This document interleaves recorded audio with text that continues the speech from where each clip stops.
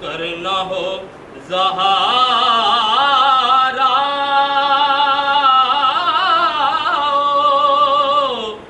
حسین اور حسن نور کیوں کرنا ہو زہارا حسین اور حسن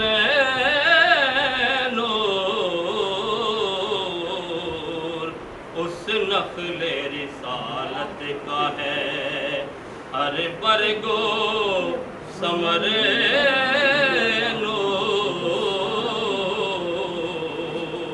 اس نخل رسالت کا ہے اعظم کہاں دیکھا ہے مجھے یاد نہیں ہے رہتا ہے شب و روز وہی پیش نظر نور اس نور مجسم کی ہے ہر شام و سحر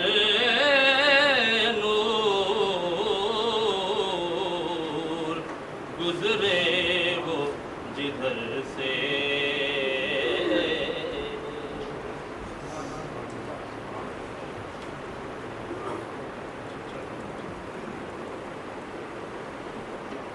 حاضرین محترم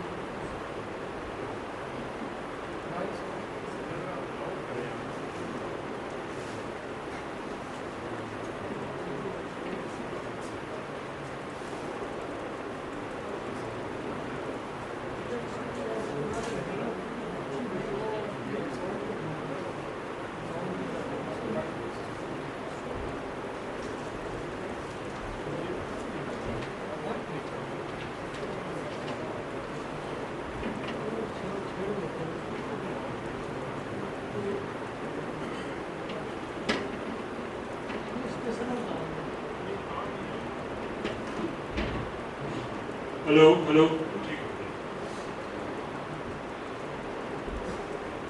رات نذرانہ آقا کریم صلی اللہ علیہ وسلم کے دربار گہربار میں آپ نے سماعت کیا اور اب میں منقبت کے لیے گزارش کر رہا ہوں خرم اجمیری سے تشریف لائیں اور منقبت کا نذرانہ پیش کریں.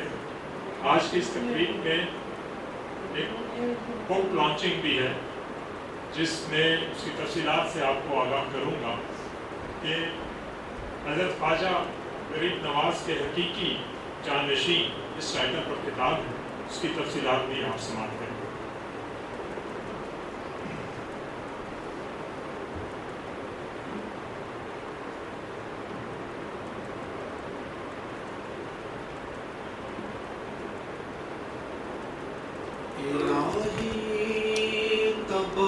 خوشی تو ماہی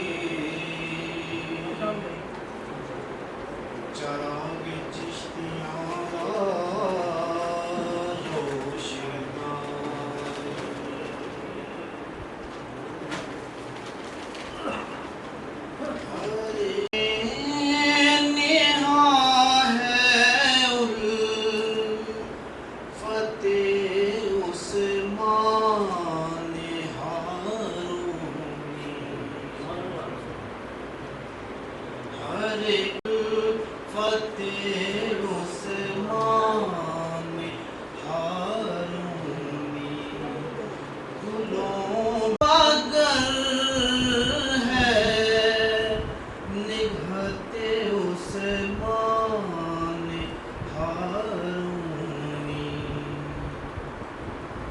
ہری میں قدس بھی ہے ہر حالت ہے سب پر شفقت عثمان ہارونی بہر حالت ہے سب پر شفقت عثمان ہارونی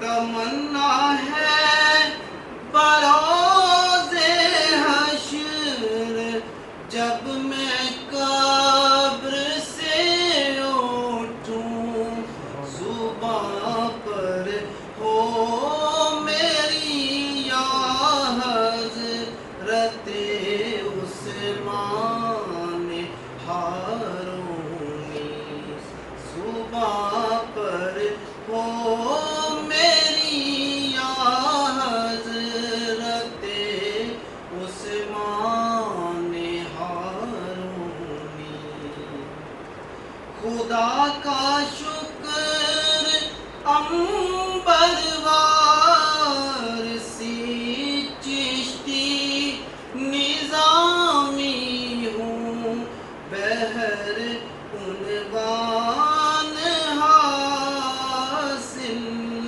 نسبت عثمان ہارونی بہر عنوان ہے حاصل نسبت عثمان ہارونی ہر ایک دل میں نہاں ہے الفت عثمان ہارونی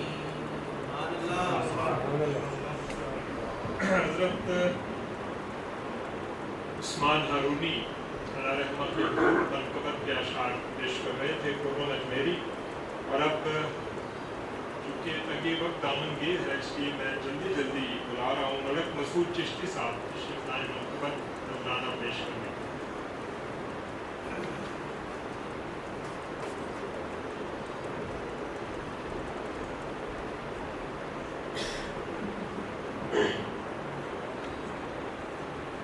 ادب سے عرض ہے با چشم تر غریب نواز ادب سے عرض ہے با چشم تر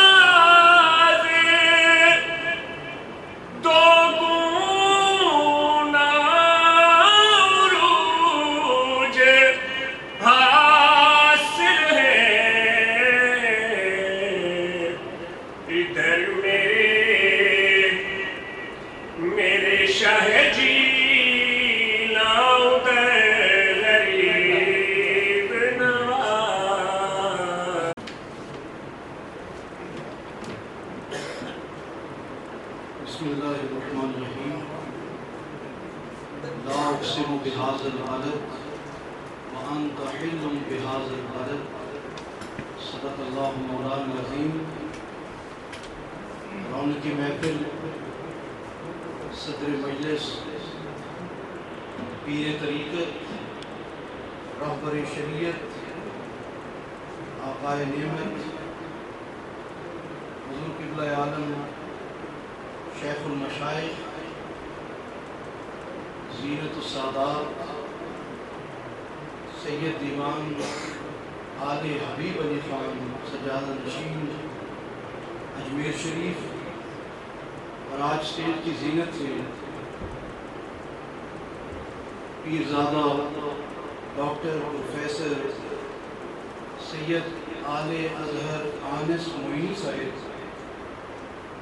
پیرزادہ سید آل شاہد معینی صاحب، انتہائی عزت و احترام کے لائق پیرزادہ سید آل ولی صاحب ولی عہد درگاہ اجمیر شریف اور ہمارے ہر دل عزیز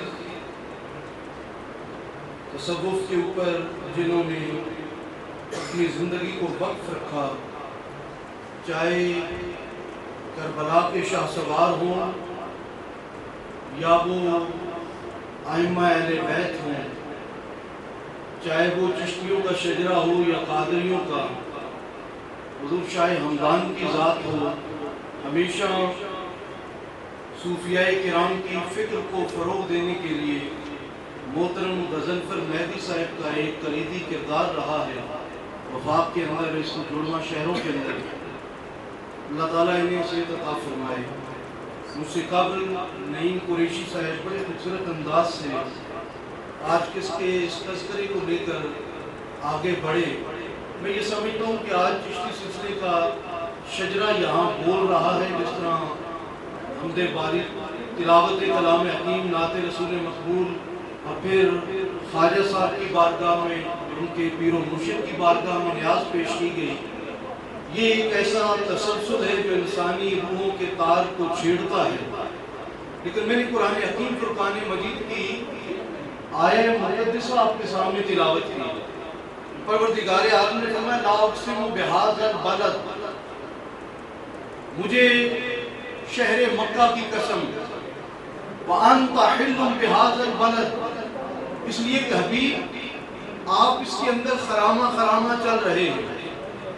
ویسے لفظی ترجمہ کریں تو لا اقسم بہذا البلد، میں قسم نہیں کھاتا شہر مکہ کی، وَأَنْتَ حِلٌّ بِهَذَا الْبَلَدِ، مگر اس حال میں کہ محبوب آپ اس میں موجود ہیں۔ پوری توجہ سے سنیے گا، یہ چند لمحوں کی گفتگو آج کی ہماری اس کتاب کہ خواجہ غریب نواز کے حقیقی سجادہ نشین کے عنوان کو آپ کے سامنے یہ کہنے کی اس کا یہ دیباچہ بنے گی۔ آگے ہم اس شہر کی قسم کھاتے ہیں کہ محبوب آپ اس میں موجود ہیں۔ تمام علماء نے اس کی تفسیر میں لکھا کہ مصطفیٰ کریم جب مکہ میں تھے تو یہ شہر مکہ کی قسم تھی، اور جب حضور ہجرت فرما کر مدینہ المنورہ تشریف لے آئے تو یہی آیت لوٹ جاتی ہے مدینہ المنورہ کی جانب، اور فرمایا حبیب پہلے ہم مکہ کی قسم کھا رہے تھے کہ آپ اس میں موجود تھے، اب شہر مدینہ کی قسم ہے کہ آپ اس میں موجود ہیں۔ اور پھر دیکھیے قرآن مکہ میں اترتا ہے تو لبادہ مکی پہن لیتا ہے، اور جب اللہ تعالیٰ کی جو سلسلہ نبوت کے آخری سجادہ نشین ہے، جو خاتم النبیین ہے، جو نبی آخر ہے، جب وہ مدینہ المنورہ میں تشریف لاتے ہیں تو قرآن مدنی لبادہ پہن کر اپنا تعارف کرواتا ہے کہ اب میں مدنی ہوں، میں مکی نہیں رہا۔ اس کا مطلب کیا ہوا کہ جدھر صاحب نبوت ہجرت فرماتے ہیں وہیں تمام صفات بھی ہجرت کر جاتی ہیں۔ شاہ سوار کربلا مولا حسین جب مدینہ المنورہ میں تھے تو آقا کے سجادہ نشین آپ بھی تھے۔ اسلام کی خاطر، کلمہ محمد کی خاطر ہجرت فرماتے ہیں مکہ میں، تو ایسا نہیں ہوا کہ اسلام حضور نبی کریم صلی اللہ علیہ وآلہ وسلم کے شجرہ طہارت سے خالی ہو گیا ہو۔ آپ مکہ میں تھے تب بھی سجادہ نشین مصطفیٰ کے آپ تھے۔ آپ سوئے کربلا جاتے ہیں تب بھی سجادہ نشین آپ ہی کہلاتے ہیں۔ آج بھی کربلا معلیٰ کے اندر جو ہستی آرام فرما ہے وہ نبی کریم کے شجرہ طوبہ کے سجادہ نشین۔ اس کا مطلب یہ ہوا کہ جہاں جہاں صاحب سجادہ ہجرت فرماتے ہیں سجادگی ساتھ ساتھ ہجرت کرتی ہے۔ ہندوستان کی سرزمین پر جب ایسٹ انڈیا کمپنی، جب ہندو بنیے نے مظالم کی انتہا کر جو فکر صوفیاء کے لیے ہماتن مصروف رہتے ہیں، جنہوں نے اپنی زندگی کو وقف کیا فکر اولیاء اور فکر صوفیاء کو، عام کرنے کے لیے آپ کی محبتوں میں تشریف لاتے ہیں محترم احسان کبریا صاحب اور اپنے خیالات کا اظہار فرماتے ہیں۔ دائرہ کے صدر ہیں اور طویل عرصے سے یہ علمی ادبی خدمات انجام دے رہے ہیں اور یہ پروگرام سجاتے رہتے۔ جناب احسان کبریا باقاعدہ پیپر پیش کرتے ہیں۔ آئیے تھوڑا سا سلو تھا، بات اس کا بہت تیز خواتین و حضرات، یہ آج کی محفل بہت، یہ پاکستان کو چھوڑ کے بلکہ اس دنیا یا برے صغیر کے ایک اہم نام کردار میں رکھی ہے۔ یہ خواجہ عثمانی ہارونی خواجہ معین الدین چشتی کے مرشد باپ، اور مجھے یہ سعادت نصیب ہوئی کہ میں نے ان کے حجرے میں جا کے نفل پڑھے تھے۔ اب میں آپ کو چند باتیں کروں گا جو کہ آپ کو فیضان پہنچے گا ان دنوں۔ خواجہ عثمانی ہارونی کا ایک غریب میرے جیسا گنہگار تھا، قبر میں جب دفن کیا تو فرشتے عذاب کے آگے اسی وقت خواجہ عثمانی ہارونی روحانی طور پہ قبر میں نمودار ہو گئے اور انہوں نے کہا اس کو چھوڑ دو، یہ ہمارا مرید ہے۔ انہوں نے کہا جناب ہم تو اللہ کے حکم سے آئے، ہم کیسے چھوڑیں؟ انہوں نے کہا اللہ کو جا کے کہو، یہ سننے والی باتیں ہیں، اللہ کو کہو کہ عثمانی ہارونی جو تیرا دوست ہے، عثمانی ہارونی جو تیرا دوست ہے، وہ کہتا ہے اس کو چھوڑو، یہ میرے مرید ہیں۔ وہ فرشتے گئے، انہوں نے اللہ میاں کو یہ بات کہی کہ وہ بندہ کہتا ہے عثمانی ہارونی، اللہ کو کہو میں تیرا دوست عثمانی ہارونی کہہ رہا ہے اس کو چھوڑو۔ اب اس فکرے کا مجھے سرور آتا ہے، اللہ نے کیا کہا؟ اللہ نے کہا ہاں عثمانی ہارونی ہمارا دوست ہے۔ یہ فکرہ ہے جس کا سرور ہے، خیال ہے، خیال ہے، ہاں عثمانی ہارونی ہمارا دوست ہے، اس کو چھوڑ دو۔ تو بھائی جان یہ بزرگ ہستیاں تو قبر میں بھی مدد کرتی ہیں، اور ان کے خلیفہ، ان کے مرید ہمارے سرکار خواجہ معین الدین چشتی، خواجہ غریب نواز 77 میں حاضری کی تھی وہاں، ان کے بارے میں خاص بات کرنا چاہتا ہوں۔ دیکھیں اس وقت وہاں کی طرف تعصب ہے، ہندو مسلمانوں کو کتنا مار رہے ہیں، وہاں پہ کیا حال ہے، حالات ہیں، لیکن خواجہ معین الدین چشتی کی ذات گرامی ایسی ہے، وہاں پہ ہندو بھی سر ٹیک رہے ہیں، سکھ بھی ٹیک رہے ہیں، مسلمان سبھی لوگ، اس لیے کہ ان کا مزاج ہمارے نبی پاک صلی اللہ علیہ وسلم کا مزاج تھا، وہی شفقت، وہی رحمت سب کے اوپر، خواہ وہ کسی مذہب کا ہو۔ میں نے اپنی آنکھوں سے دیکھا ایک سکھ کو، اس کی آنکھوں میں آنسو تھے اور وہ حاضری دے رہا، میں نے کہا اللہ اکبر۔ تو یہ وہ ہستی ہے جس کی وجہ سے مسلمانوں کو وہاں ابھی زندہ رہنے کی اجازت ہے، کیونکہ خواجہ غریب نواز کے ماننے والے ہندو بھی ہیں، سکھ بھی ہیں۔ ہمارے آنر میں جو ایک پارٹی کی تھی نا، اس میں ہم گورنمنٹ کی ڈیلیگیشن میں سے گئے تھے نا، تو میں نے اس کو کہا یار بات سنو، ہمارے ہیں سرکار خواجہ غریب نواز، ہم مسلمان ہیں، تو آپ لوگ ہندو یہ آپ کیوں اتنی تقریم کرتی ہے، عزت کرتے ہیں؟ اس نے کہا کہ دیکھو جو بادشاہ ہوتا ہے نا، اس کی سلطنت میں سارے مسلمان ہی نہیں ہوتے ہیں، وہاں ہندو بھی ہوتے ہیں، سکھ بھی ہوتے ہیں، عیسائی بھی ہوتے ہیں، وہ سب کا بادشاہ ہوتا ہے، یہ سب کا بادشاہ ہے، یہ سب کا بادشاہ ہے۔ ہم ایسے نہیں آتے ہیں، ہماری یہاں سنی جاتی ہے۔ اب ایک دو باتیں اور خاص میں کہنا چاہتا ہوں، ہم تو ہے اب سنتے ہی رہتے باتیں۔ ڈاکٹر آرنولڈ جو تھے نا، علامہ اقبال کے استاد تھے، انہوں نے کتاب لکھی ہے پریچنگ آف اسلام۔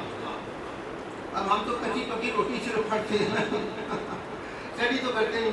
وہ کیا کہتے ہیں؟ ڈاکٹر آرنولڈ کہتا ہے کہ میں حیرت زدہ ہوں کہ وہ شخص زندگی میں کیا ہوگا کہ جس کی قبر کو پوج رہی ہے کروڑوں کے حساب سے مخلوق، کروڑوں کے حساب سے مخلوق اس کی قبر کو پوج رہی ہے، وہ شخص زندگی میں کیا ہوگا؟ وائسرائے تھا انڈیا کا، وہ کیا کہتا ہے؟ وہ اپنی میموائرز میں اپنی یادداشتوں میں لکھتا ہے، کہتا ہے مجھے ایسی بیماری ہو گئی کہ ڈاکٹر صاحب تم مر جاؤ گے، میں کوئی علاج نہیں ہو سکتا۔ مجھے کسی نے کہا خواجہ غریب نواز کے جاؤ، کہتے ہیں میں وہاں گیا، وہاں پتہ دو جگہ ہیں، ہم نے تو دیکھی ہے، ایک جہانگیری ہے، کپڑی سیڑھیاں لگا کے نیچے جاتی اتنی بڑی جگہ۔ وہ کہتا ہے وہاں جو لنگر ہے، لنگر کیسے ہوتا ہے؟ کوئی عورت آئی چاول پھینک گئی، کوئی گل پھینک گیا، کوئی کچھ ایسے ہی وہ پتلا رہتا ہے، وہ لنگر ہے آپ کا۔ کہتے ہیں میں ہوگی تب ہم جو صاحب کتاب ہیں ان کی گفتگو سیر حاصل سن سکیں گے، اور صاحب صدر کی گفتگو۔ اسٹیج پر بھی جو احباب ہیں انہوں نے بھی اپنا وقت جو ہے وہ سرنڈر کیا ہے کہ ایک طویل گفتگو کے بعد پھر اگر سب کو موقع دیا جائے تو ہم اوور لیپ کر جائیں گے۔ تو جتنے مقررین جو رہ گئے ان سے میں معذرت چاہتا ہوں، اور میں انتہائی احترام سے گزارش کرتا ہوں آج کی جو کتاب جس نے بڑا سسپینس پیدا کیا ہوا ہے، اور ہم حقیقی طور پر یہ جاننا چاہتے ہیں، روایات اپنی جگہ، سینہ گیزٹ اپنی جگہ، تحریریں بہت سی موجود ہیں، تو جب پروفیسر ڈاکٹر سید عالم اظہر انس اپنے خیالات کا اظہار کریں گے، وہ دریچے کھولیں گے، تو پھر ہم تک یہ بات پہنچے گی۔ میں ڈاکٹر صاحب کو گزارش کرتے ہوئے یہ شعر پڑھوں گا کہ میں کچھ نہ کہوں اور چاہوں کہ میری بات خوشبو کی طرح اڑ کے تیرے دل میں اتر جائے۔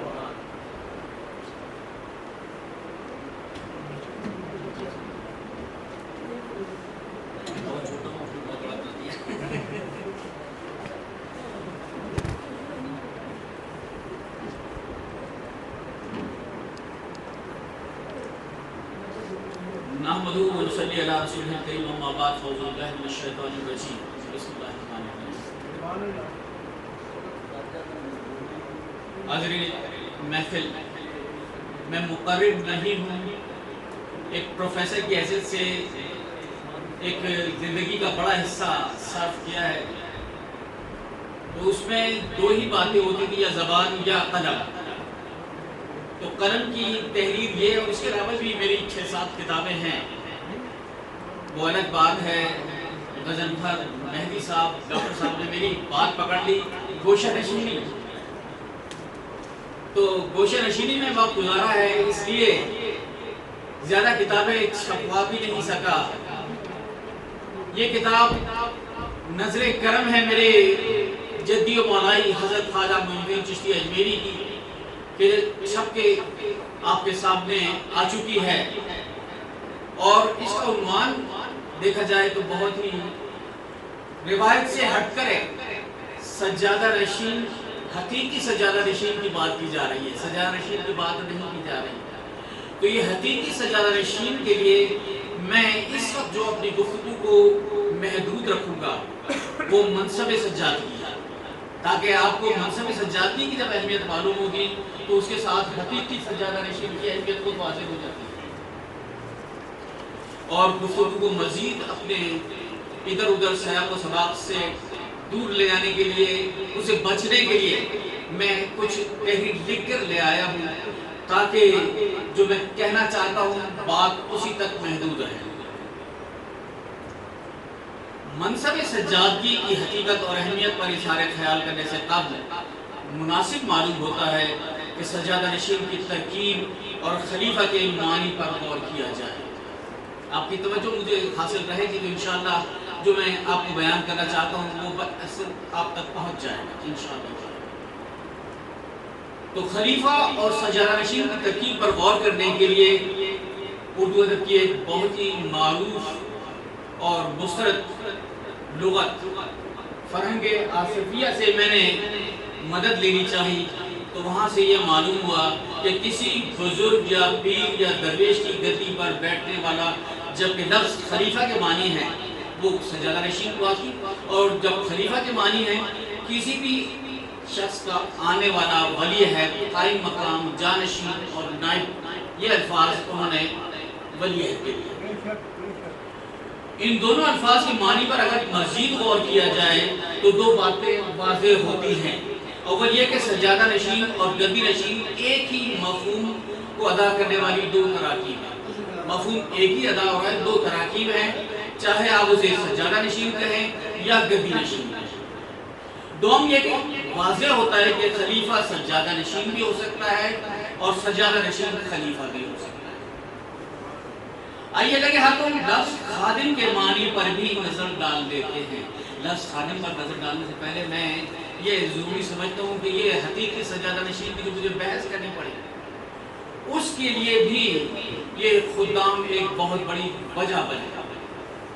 ہر درگاہ کے ساتھ، ہر آستانے کے ساتھ خدام کا تعلق ہوتا ہے، لیکن اتنے سرکش خدام کہیں نہیں جتنے درگاہ خواجہ معین الدین چشتی اجمیری پر موجود تھے۔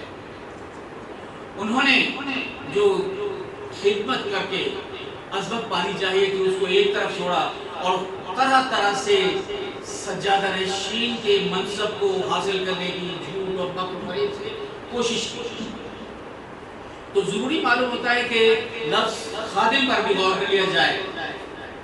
فرہنگ آصفیت کے مطابق خادم کہتے ہیں مجاور کو، خادم کے معنی مجاور آئے تو مناسب معلوم ہوتا ہے کہ لفظ مجاور کو بھی فرہنگ آصفیہ میں داخل کیا جائے۔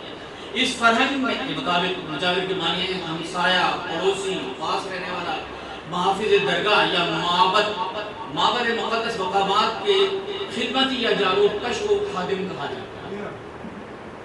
ان تمام الفاظ و تراکیب کے کل معنی سے یہ بات واضح ہو کر سامنے آ گئی کہ سجادہ نشین گدی نشین ہو سکتا ہے، خلیفہ بھی سجادہ نشین یا گدی نشین ہو سکتا ہے، لیکن خادم یا مجاور سجادہ نشین یا گدی نشین نہیں ہو سکتا، کیونکہ خادم کا کام مقدس مقام کی خدمت اور جاروکشی ہے۔ خود ایک بڑا اعزاز ہے اگر دیکھا جائے کہ اتنے بڑے آستانوں پر جاروکشی، لیکن شرط یہ ہے کہ لفظ کو مار کر صاحب سجادہ سے عقیدت و محبت کا اظہار کیا ہے، سرکشی نہ کی جائے۔ بزرگان دین نے ہمیشہ اپنا جانشین اپنے خلفاء کو بنایا اور ساتھ ہی ساتھ اپنے آستانے پر جاری روحانی مراسم کو جاری رکھنے کے لیے اپنی حیات مبارک میں ولی عہد مقرر فرمایا۔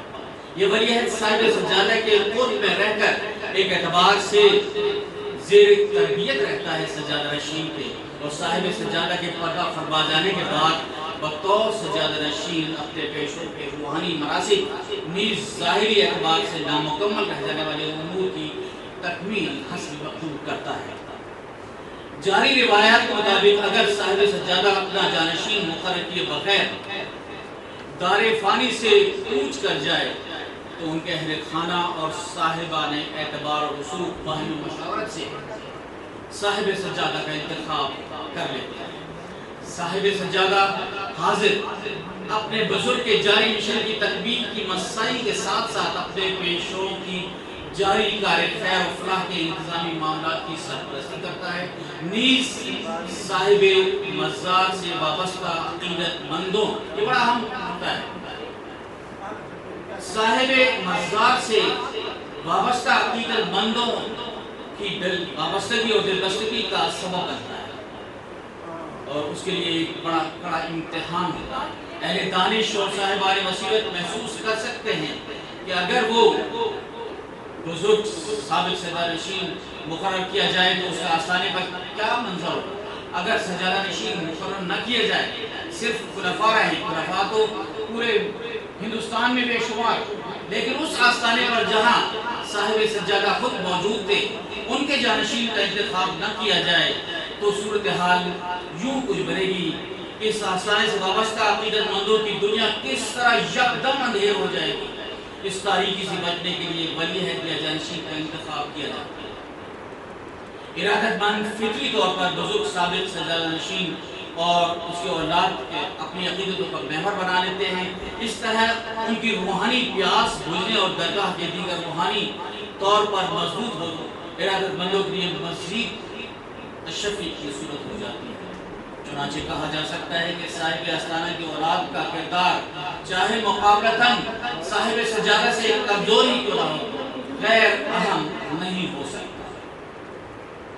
عام طور پر یہ دیکھا گیا ہے کہ اولاد اپنے والدین کے اثرات مرتب ہوتے ہیں اولاد پر. آج جو سائنس بھی مان رہی ہے کہ ڈی این اے کی خصوصیات والدین سے منتقل ہوتی ہیں. پھر اولیاء اللہ کی سلبی اولاد کو یقیناً ان کی صحبت، تربیت اور خون ہونے کے ناطے پاکیزہ صفات ہونی چاہیے.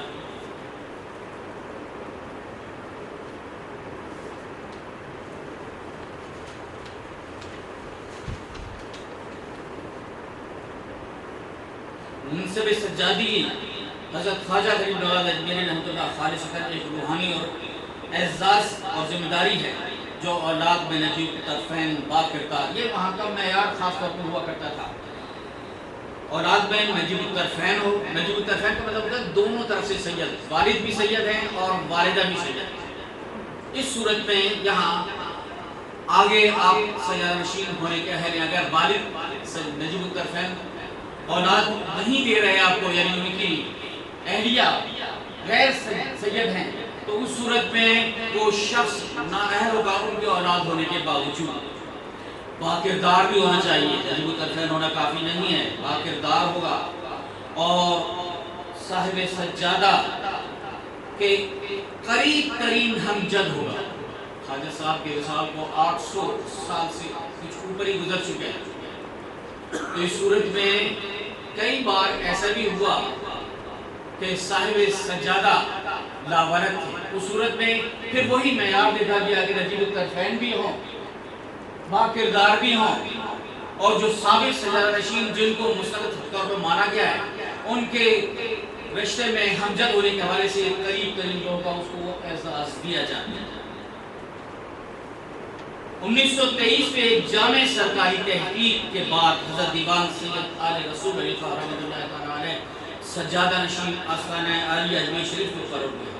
تقسیم ہند کے بعد پیدا شدہ حالات میں آپ کو مسلمین اور پاکستان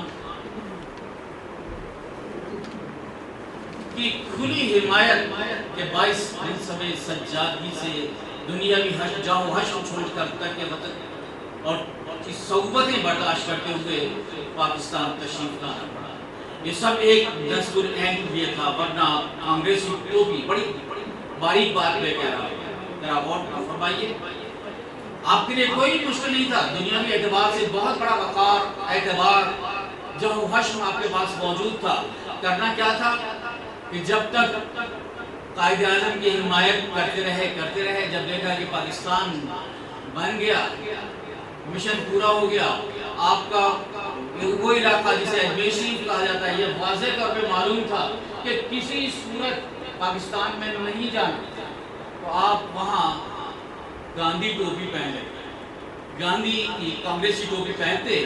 منصب سجادگی ظاہری طور پر شان و شوکت سے قائم رکھنا کوئی دشوار نہیں تھا، لیکن حضرت نے مہاجر کی طویل صبر آزما، اذیتیں اٹھانی قبول کی، لیکن منصب سجادگی پر آنچ نہ آنے. تاریخ کا معمولی علم رکھنے والا بھی یہ جانتا ہے کہ خواجہ غریب نواز نے ہندوستان میں آ کر اپنے علم، اپنی صداقت، اپنی استقامت اور اپنی روحانی قوت سے ہندوؤں کے جسم نہیں ان کے دل جیت لیے تھے. آپ نے اتنی بڑی تعداد کو کلمہ ہے پڑھایا کہ آج تقسیم ملک کے بعد ہندوستان میں بھی کروڑوں کی تعداد میں موجود مسلمان حضرت خواجہ کے محمود احسان ہیں.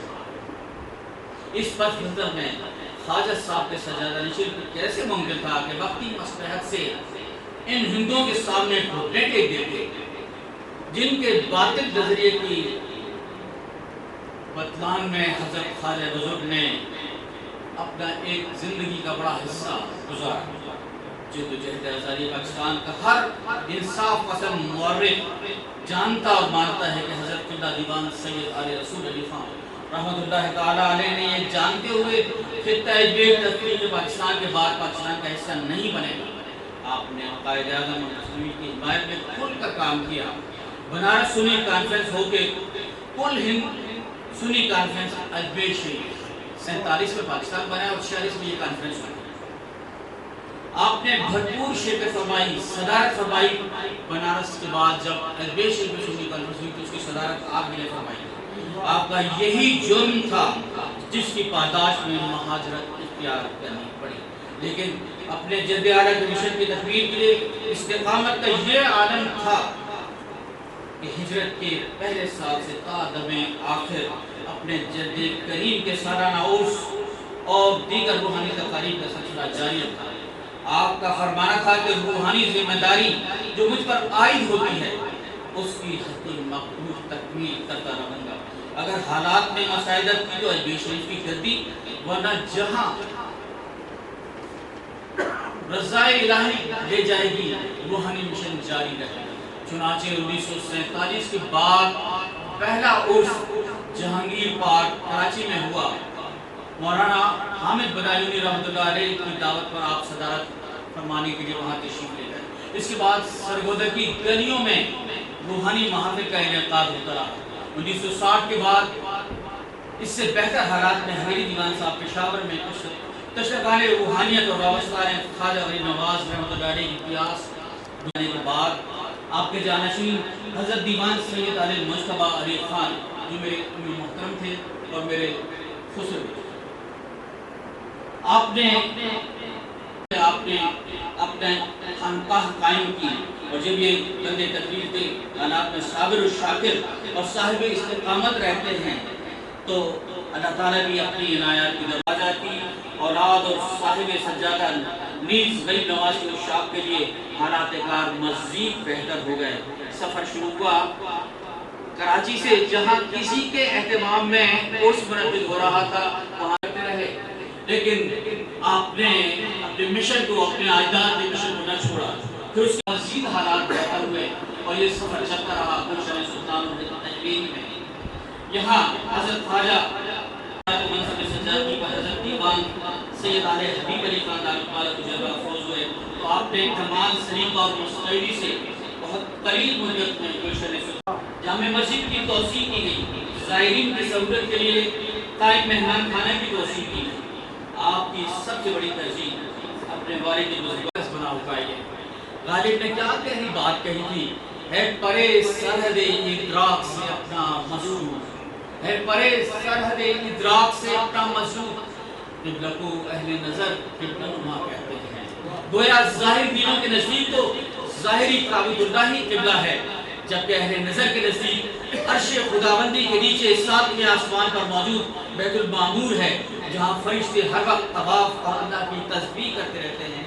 اسی بیت المعمور کے نیچے کعبۃ اللہ واقع مکہ شریف ہے اور وہ نشاندہی کرتا ہے گویا بیت اللہ قبلہ دراصل بیت المعمور ہے اور یہ قبلہ نما ہے۔ اسی طرح اجمیر شریف کو بہرحال اجمیر شریف ہے، اس کی عظمت و شان اور مرتبہ اپنی جگہ مسلم ہے۔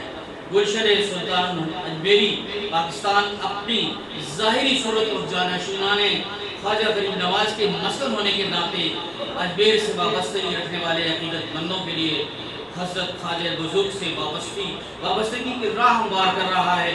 گویا کہا جا سکتا ہے سرحد پار سے اس پار ہے اپنا اجمیر، سرحد پار سے اس پار ہے، سرحد پاک سے اس پار ہے اپنا اجمیر، آنکھ والے اسے اجمیر نما کہتے ہیں، آنکھ والے اسے اجمیر نما کہتے ہیں۔ آخر میں آپ کی دلچسپی کے لیے عرض کرتا چلوں، سب سے پہلے جس ہستی نے اس آستانے کو اجمیر نما قرار دیا وہ امام اہل سنت مرحوم مغفور مولانا شاہ احمد نورانی تھے۔ آپ جب آستانہ شریف پر فاتحہ پڑھ کر سیڑھیوں سے اتر رہے تھے تو آپ نے چاروں طرف نظر گھما کر ایک موجود پہاڑوں اور ماحول کو دیکھ کر فرمایا بالکل اجمیر شریف کا منظر محسوس ہوا۔ حالانکہ اس آستانے پر گنبد شریف کی تعمیر بھی شروع نہیں ہوئی تھی، لیکن وہ دیکھے ہوئے تھے اس منظر کو، اس ماحول کو، اس روح پرور منظر کو، تو یہاں آپ نے کہا کہ یہ بالکل وہی منظر نظر آ رہا ہے، وہی چاروں طرف کے پہاڑ نظر آ رہے ہیں۔ الحمدللہ آج گلشن سلطان اجمیر کی بہاریں اور رونقیں آپ حضرات کے سامنے ہیں۔ جنگل میں منگل کا سما ہے اور روایات اور کرامات کا یہ سلسلہ جاری ہے۔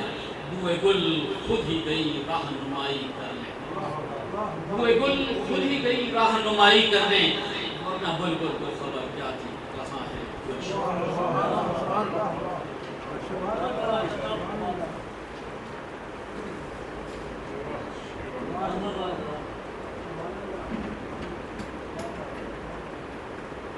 بہت खूब साहिब किताब है, वो सारी तहरीर वो नहीं पढ़ सकती, लेकिन डॉक्टर साहब ने साहिब किताब की हैसियत से बहुत से दरीचे अंदर वाह किए हैं, बहुत सी बातें खुलकर सामने आई हैं। और गालिब का जहाँ पर आपने टच लिया है बहुत लाजवाब है, बड़े सारे रात से अपना मसजूद किबले को है नज़र किबला नुमा कहते हैं, और वही गालिब जो कहता है कि आते हैं गैब से ये मज़ामी ख़याल में, गालिब शरीर खामा हमारे सरोश है, तो फरिश्ते की कलम की आवाज़ है। तो गालिब को जो समझते हैं, डॉक्टर साहब ने बहुत खूबसूरत इस जगह पर इसको अप्लाई किया। बहुत सी बातें हो सकती हैं, बहुत सी बातें दिल में रह गई as a compare as a बनेगी। डॉक्टर साहब हमारी कोशिश है, हम नहजुल बलागा के लिए और ऐसी किताबों के लिए सरकोट कोशिश कर रहे हैं कि आने वाली नस्लों को इस बारे में होना चाहिए कि हमारे अकाबरीन ने क्या किया और हम किस नहज पर हैं। तो बहुत सी बातें हो सकती हैं। डॉक्टर गजनफर मेहदी साहब को बुलाने से कबल मैं ये भी कहूँगा कि पीर साहब खुद दुआ फरमाएं या अपना कोई नुमाइंदा मुकर्रर करें, तो दुआ में सारी बातों को मद्देनजर रखें, मुल्क की सलामती के लिए, अफवाज के लिए। और डॉक्टर साहब के वालिद ग्रामी बहार मुल्तानी की भी बरसी का मौका है, तो इन सब बातों को सामने रखते हुए जब आप दुआ फरमाएंगे तो ये ज़हन में रखें। मैं डॉक्टर गजनफर मेहदी साहब से गुजारिश करता हूँ कि तशरीफ लाएँ और अपने ख्यालात का इज़हार फरमाएँ। डॉक्टर गजनफर मेहदी साहब।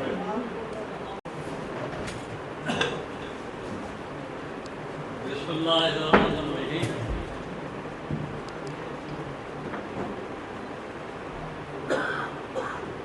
ये तरीके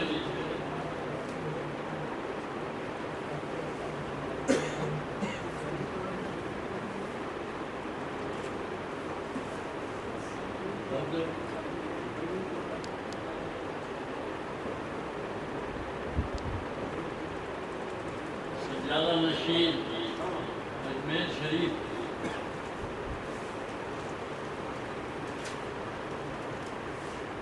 मैं छोटा भाई भी है, बेटा भी है, ये स्थान सिद्धिया दायरा का सदर है।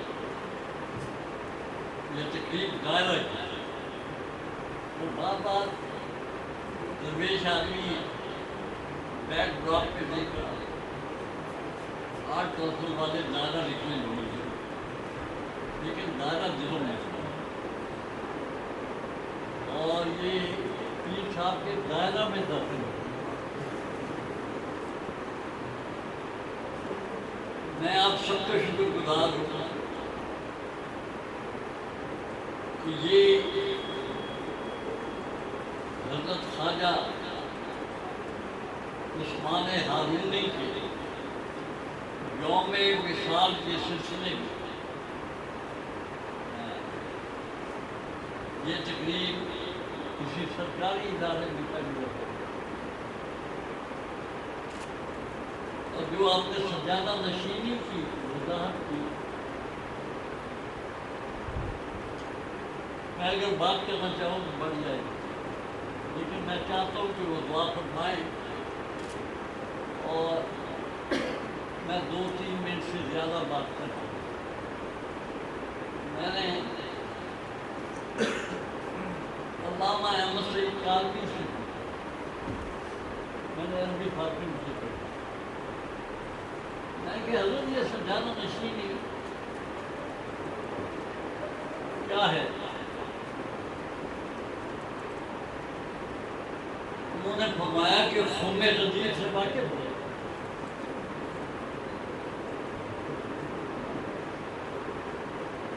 कहते हैं रसूल ने कुर्बान जाओ किसका हाथ पकड़ कर ऊपर का हाथ मन कुछ तो मौला हो फहादा अजीर मौला। और जब वो तशरीफ ले गए थे तो सबसे पहले मुबारक हज़रत अबू बकर सदीक़ हुई, फिर हज़रत उमर रज़ी।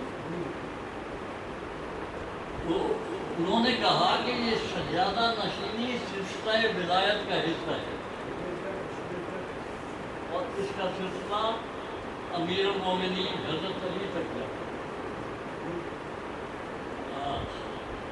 गुज़श्ता रोज़ حضرت پیر صاحب کے ہاں محفل تھی، انہوں نے مجھے بڑی مہربانی فرمائی وہ قوالی والی، اور میں نے بزون میں خود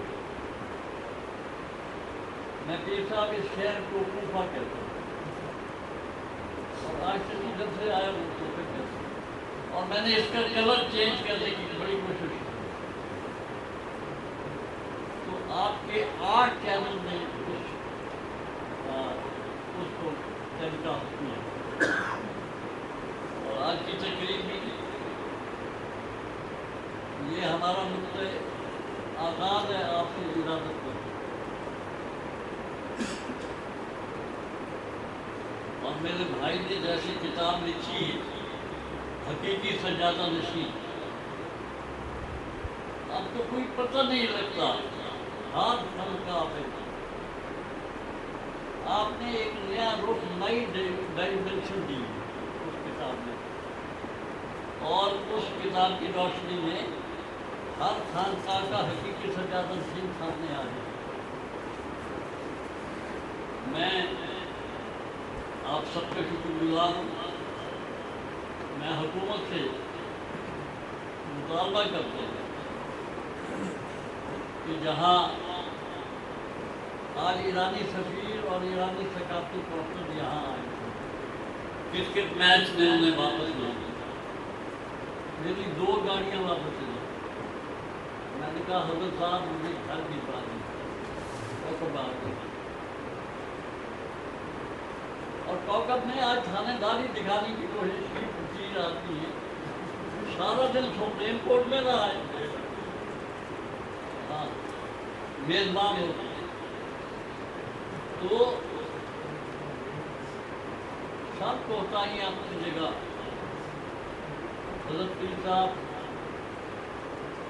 ایک باپ نے تصویر کھینچوا، اٹھ یہاں سے یار، یہ کام نہ کر، او میاں، اور فوٹوگرافی باپ نے کر، نہیں یہ تقدس ہوتا ہے یار کسی تکلیف سے، آپ کو اپنی تصویریں بنوانی ہے تو بات نہیں بنا۔ بات یہ ہے میں حکومت سے مطالبہ کرتا ہوں کہ اسلام آباد کی بڑی شاہراہ کو جو ستی محمود بادشاہ سے شروع ہو کر حضرت بلی مام تک پہنچتی ہے، اس کا نام شاہراہ خواجہ اجمیر رکھا ہے۔ اور دوسرا مطالبہ کر رہا ہوں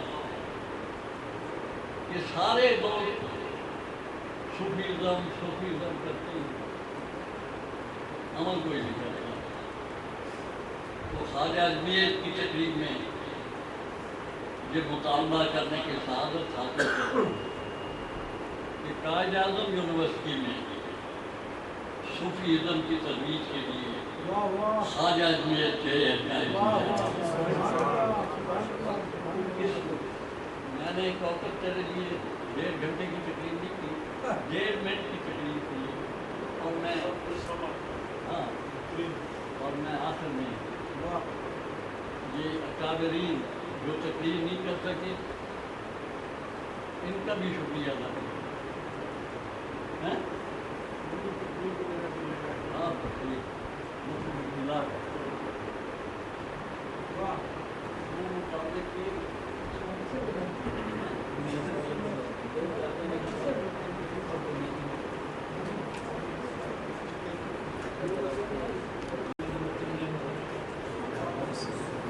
تقریر کے لیے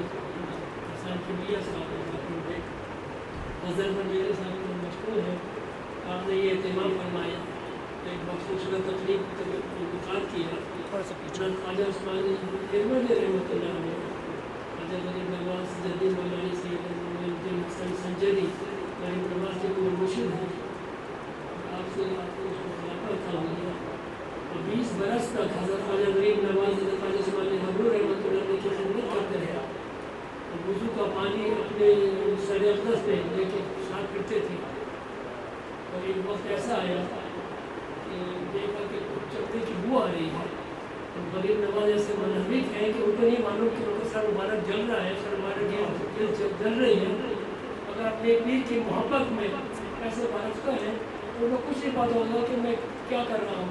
हर वक्त 24 घंटे पानी गर्म रखते थे कि जब जरूरत पड़ेगी अपने पीर के पानी कर दिया जाएगा। लड़के आपने देखा कि गरीब नवाज के सरबरा से दुआ आ रही है, ये आपके हाथ दुआ फरमाया आपने मक्के शरीफ हाजिर में अल्लाह ताला से दुआ की, आकाश मोइनुद्दीन का नाम रोशन हो रहा, मेरा नाम मिटा दे या उसको कम कर दे, जैसे भी कही या उसको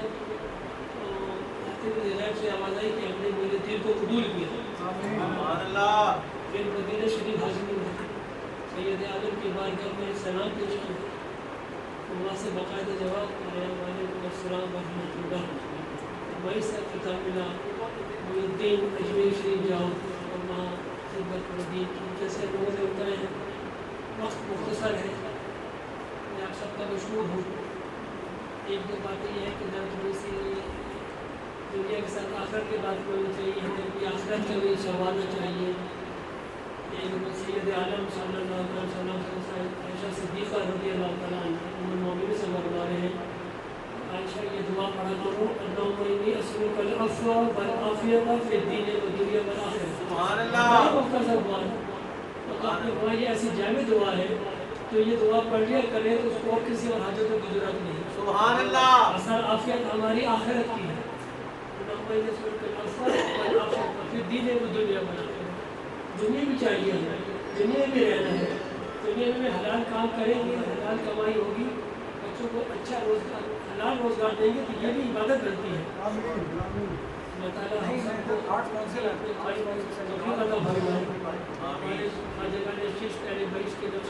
चलने की तौफीक अता फरमाए।